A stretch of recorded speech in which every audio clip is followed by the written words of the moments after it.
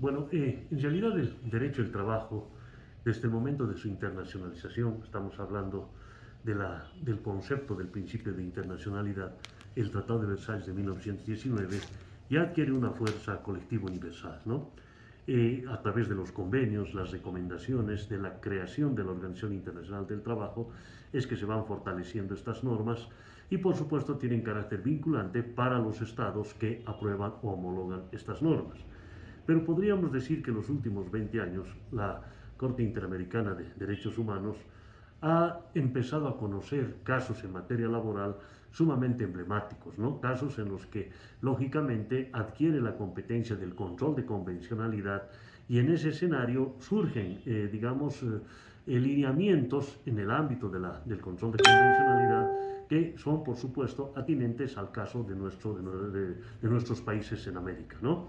Uno de los casos más emblemáticos es Lagos del Campo contra Perú, que se trata de un tema de ejercicio del derecho sindical, es decir, amparados en el convenio 87 de la OIT, y que el Estado peruano no había, a través de las instancias judiciales, no había tutelado la pretensión que tenía el señor Lagos del Campo, y llega a la Corte Interamericana. La Corte Interamericana establece el derecho de asociación, establece el derecho humano al libre criterio, a la libre opinión, también establece a la libertad sindical, por supuesto, y dicta un fallo a favor del peticionante y que el Estado peruano tiene que indemnizar, ¿no?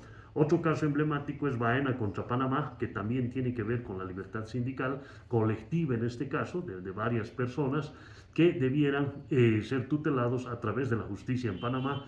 No lograron y acuden a la Corte Interamericana y vía esta instancia jurisdiccional de control de convencionalidad se logra, digamos, la tutela a estos trabajadores, ¿no?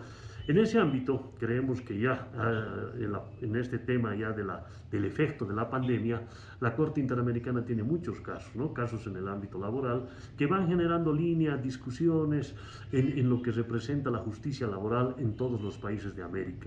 Este lineamiento es muy saludable porque establece no solamente un control de convencionalidad, sino, como es el caso boliviano, a partir del artículo 256 de nuestra Constitución, existe una supraconstitucionalidad en cuanto a la interpretación del manejo de la norma laboral. No nos olvidemos que los derechos laborales y los derechos de la seguridad social son derechos humanos.